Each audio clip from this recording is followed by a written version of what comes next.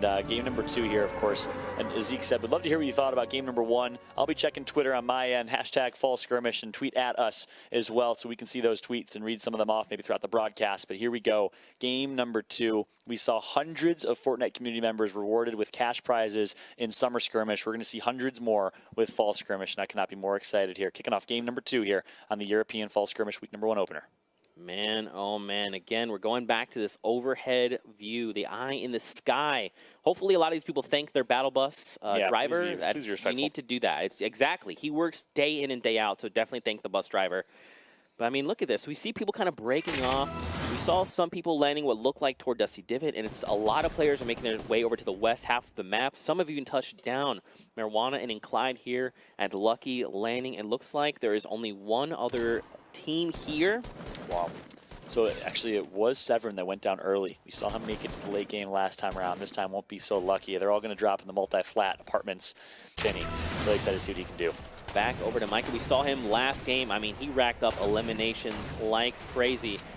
And as you can see here, he's trying to make his way over to Duncan. He's got one elimination already under his belt. So I'm assuming he's taken down Duncan's teammate. Oh, missed shot. Opportunity there from Duncan. He's going to get tagged up pretty weak here. Micah going to take out Duncan, who, in my opinion there, Zeke, had the advantage in the fight. Goes to show how strong of a player Micah is in that scenario. Still able to come out on top with the support of Roby. That duo continues to perform here in the early game. They love this drop over towards Risky Reels, and I'm loving what I'm seeing out of this Vitality duo. Is what that Tilted Tower duo can do in that area of the map. Meanwhile, you see other areas of the map here. It can be Roby and Micah picking up some resources as early as possible here before they're gearing up for a rotation over towards Tomato Temple. But keep in mind, they're in the circle in a big fight over towards Dusty Divot. Looks like it's going to be City Driver that does have high ground. He's editing low now, but a big fight's about to ensue. He's fighting the likes of Carnifex and Ukes. Ukes, I mean, this guy is a Summer Skirmish all-star. We saw him all Summer Skirmish long. You'll love to see him. He always rocks the same skin with the wings. And now he's trying to take him down. Oh, but in a 2v1 situation, Ghost Isa drops super low. He almost managed to down Isa in the process. Man, oh man. And again, this is not too far away from the Vitality team we saw. I mean, things are heating up here. Yep, that's for sure. Moving our way over to ONF Evil. He has high ground right now.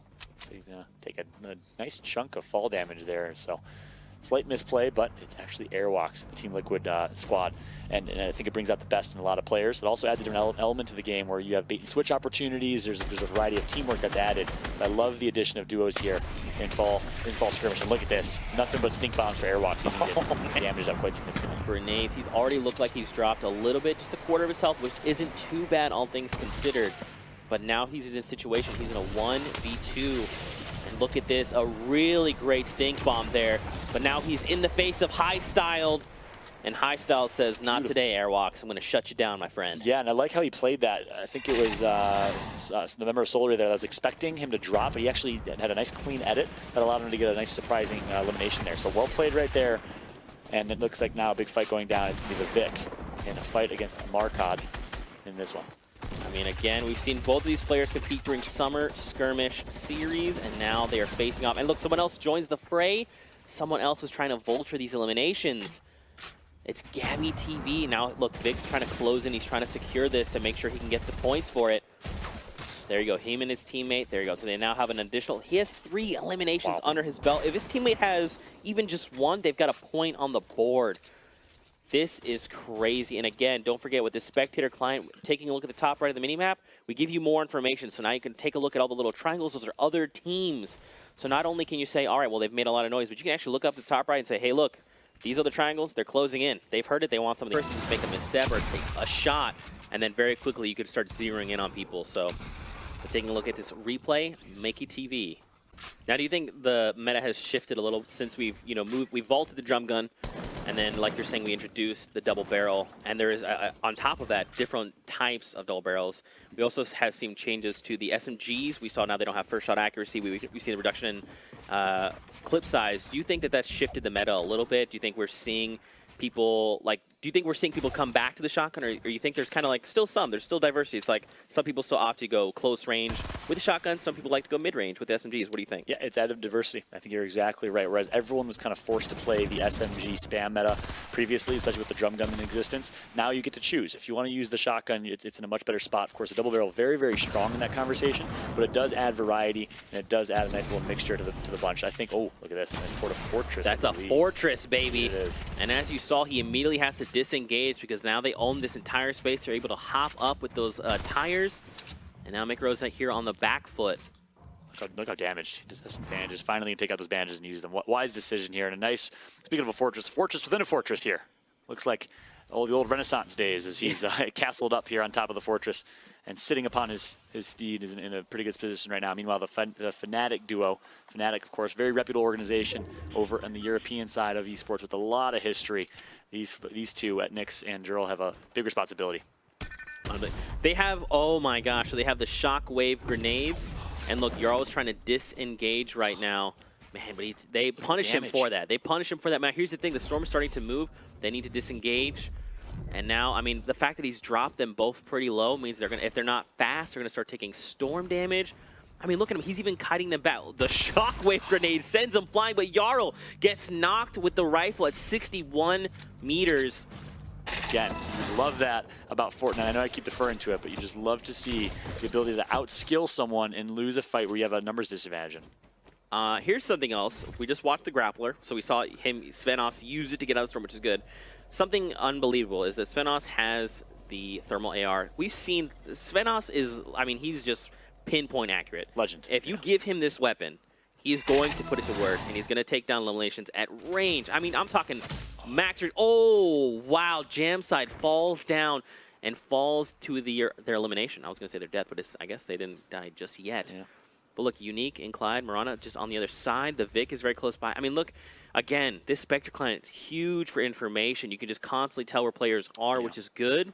And now what's interesting is no one got the knock or the down there. He knocked himself. So no one was really truly aware that he was down. That's why you have to be very, very attentive to the bottom left of your screen. If you see that that person got downed, you know someone's down somewhere on the map. Maybe you can hear it as well. You can take advantage and capitalize. But if you're not paying attention, you can miss an easy double elimination opportunity as the revive was being picked up right there. Cold turkey.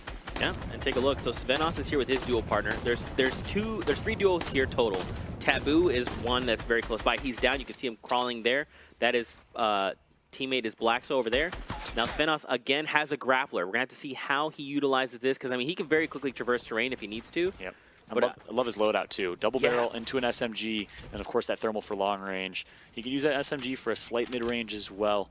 It's kind of well balanced at a distance right now. I just want to see a grappler into a point blank double barrel. That's what I want to see. A little boogie bomb action here. Svenos is dancing and having some fun, but it's not going to matter. He's going to pick up the elimination. Ooh. Nice job by Svenos, despite throwing in some dance moves, able to come out on top in that one. Our first boogie bomb action here. I feel like we should have like an alarm that goes off or something. Anytime there's a boogie bomb. Anytime there's a boogie, or maybe we have to dance. I don't know. We're gonna get creative here. We'll get creative. Yeah. Well, 40 people left in the game. And as you can see, all these triangles are starting to move together. What's interesting is they're populating kind of the lower left half of Wailing Woods, so that northern right half is still pretty vacant. We've got one team that's going to start moving, and you can see the top right there. I mean, this is still pretty open. Now, how do you feel about fighting in Wailing Woods specifically? Yeah, I love the fact that the Wailing Woods finish. I think we're going to see a few things. One, of course, your building is heavily affected. Your ability to build and your ability to have vision. Two, with the addition of the grappler, much like we saw in PAX West, we saw an Omega who looked like Catwoman flying around or Catman flying around and hanging around in the trees. We're going to see a lot of cat in the tree action in this one, as so expect some people with that grappler to be able to get high ground. But of course, Wailing Woods finish makes it really, really interesting, tough to build, and not as much vision as you're used to having here. So it's gonna be a really fun and interesting finish here. Yep, Svenos, man, he's got like what? It looked like 10 HP or something. He needs to be very careful as he's sitting here editing walls. If someone cracks back, I mean, he could go down. You know what's interesting though, which I think it's funny they're not doing, is so if you have below 30 HP, you can actually knock yourself if you fall from to basically get revived and have 30 HP instead of like the 10 that he has now. Man, look at this. So again, oh wow, we're just seeing fire from all angles. I mean, this is not the spot you want to be in. You want to be the guy that's not being fired at by like 6 different teams. Yep. I mean, Endel himself, look, he's only got 40 HP, looking to disengage the fights. I mean, so what would you recommend for players looking to level the game, right? Let's say I'm a new guy and I want to learn how to play Fortnite, and I find myself in these like say top 40 situations. What do you recommend new players do to try and like holdout, right? You get cracked at, and suddenly like, what do I do? What would you recommend they do in those situations? Yeah, really, it comes down to an approach thing. I think you need to play it 150%. It's so easy in a public match it's a public match, I'm just going to fly at them. No, play it like a tournament scenario. Play it real time, feel the pressure, feel the intensity, and play for the win every single time. Play 150% like you're competing yourself for a $10 million Fortnite fall skirmish pool. If you play like a pro, you'll end up getting to that point. It definitely helps you get there. Practice like a pro to try and be a pro. In my opinion. That's why you see the likes of Ninja and a lot of these players that really say every single game I'm learning from, every single game I'm part of myself. And you have to take that approach. I think it's more of an approach thing. Yeah, I couldn't agree with you more, man. I couldn't have said it better either. I mean, that's exactly the way you want to play it. And I mean, obviously, as people are watching, if you're new to Fortnite, just watch how these players behave, right? They sit there and they reset walls so that they're continuing to reconstruct. You can kind of see through them, the way that they're building, how they edit. These are all things that you should take into account when you're learning to play Fortnite. It's a deep game, man. Yep. It's a rabbit hole. Yeah, it's deep. That's the most beautiful way to put it. I think you put it wonderfully. Deep, so many layers, so much depth to this game, so many play styles. There's so many different ways to play. Don't just look at your favorite player and say, I want to play like him. Adopt your own style of play. That's what's so beautiful about this. Look, I think there's a double revive going on. They're both going to opt for the passive play in this one. 31 alive still, so keep in mind 2 eliminations right now for the Oserve team as they are looking to get themselves a point at least, but you still have to survive at least 10 more eliminations to get top 10. You see the format on the right side. Of course, when you see 20 players left, that means there's likely, you can assume they're just going to run at you, and one of us is going to be eliminated here. But that's a great point. The close range component of that, you can just use a shockwave to basically close the gap. And talk about the importance of carrying mobility now, especially with this new meta and a lot of the new items that were added. It adds an element of mobility in your inventory. You have to play for mobility, and you have to carry mobility, which we didn't really see as much before. So I absolutely love where we're at right now with the Fortnite game meta. Absolutely. Now we see players 21 left alive. The storm is going to start moving here. And now everyone's just scrambling. Everyone's doing the best they can to get to this new safe zone, taking shots left and right. I believe that's Mitra here just in front of Kazon. And now he's trying to get the high ground. Trying to do everything they can to get these micro advantages fall out. Yeah, and his teammate, keep in mind, does have a rocket launcher to his name. That's huge in the end game. You can disrupt so much cover, especially if it's a gold rocket launcher. And I like the loadout here as well for Kaz on Fire, sorry, as he does have a heavy shotgun and a compact SMG. Of course, that blue assault rifle as well to his name. Double elimination picked up for the Oserve team. They are looking great right now as well. So the wild card and Oserve squads duo is looking pretty solid. And look where the new safe zone is. Not only is it just back where they came from, but now it's on top of a mountain. We see this literally time and time again. The mountain always wins when you need to move against it. Every time. What's cool is Wildcard have this rift on the go. So they can leave whenever they want. But don't forget, the rift, when it opens, it takes more than the space of a 1x1. So someone's even close by, even a little bit. If Wildcard pops, he moves 1 grid space closer, and that rift goes off, he's going with them. There you go. Okay, so like just the two of them. Just the two of them. That could have been dangerous. Now he's going to get high ground as well. That's huge from Alpha. Another rift. Take it. Why would you take it? They're going to do it. They're going to take it as well. So that's going to give them even more high ground here as they're just going to nice and slow. Let everyone else eliminate each other as you're just sitting with your umbrella watching the action go down. Look at all this building. What a brilliant view right now from Alpha. It's almost like 4th of July as he gets to see the fireworks go down below him. And now he wants some fireworks of his own. Going to push in, takes out one. Is Alpha with the double barrel, and that's 1 elimination for him. That is Pogsy going down. We're down to 9 players. I mean, that was beautiful. We saw them utilize the rift to go. They get high ground. They dive down on a player who then uses a rift, and they're like, cool, we'll just do this again. Thanks for giving us a little advantage here. And they come out on top because of it. And I love it. Just like that. 6 players left in this game. Look how quick things devolved there, as now it is going to be the wildcard Alpha in a great position with Big Dominate up top to just stay alive, play for the lead here, fortify up as much as possible, which they're doing exactly that. And they're in a good spot here. Let's see what their heals are like, though. We might see ourselves another heal off. This would have been Cowboys' favorite games to play in. Of course, Cowboy on the North American side loves those heal offs. Oh, Kaz on Fire eliminated the Storm. Again, we talked about it, man. If you try to face a mountain always wins. And a huge SSK drops him down. If he can find more rockets, did this player have more rockets? They did not. Wait, I think there was out in the Storm. He has a No way. GL and No way. The shockwave's gonna come in. It's not gonna break through the cover. It's not enough. He's in a world of hurt now. 10 HP. Needs to be careful. So now we have a 1 versus 1 versus 1. One person's low ground, one mid ground, and one high ground. And the grenade launchers are gonna be ripped here. Not gonna matter. Not gonna connect as those pyramids are gonna deflect. I mean, look, he also has 5 eliminations. Fallout. This is huge. He has 10 HP left. What do you do in this situation? He loses the heal off. He needs to fight, needs to play for aggression here. You have no heals, Oh. and that's it. It's going to be Alpha that takes out the Elim from up top. Well played by Alpha, and look at him. A med kit and a campfire. Alpha has this all but wrapped up here, unless this last member can pull off a miracle. Now, ladies and gentlemen, if you don't know how heal off works, the only way you can activate a med kit is if you have less than 100 HP. You saw him wait for the storm to tick once, and then he started the heal. And now it's just textbook. Wildcard Alpha, just wait. Look, he even started the emote. He's like, hey, look, all right, I'm going to start the dance off because I already know. I'm confident in my decision.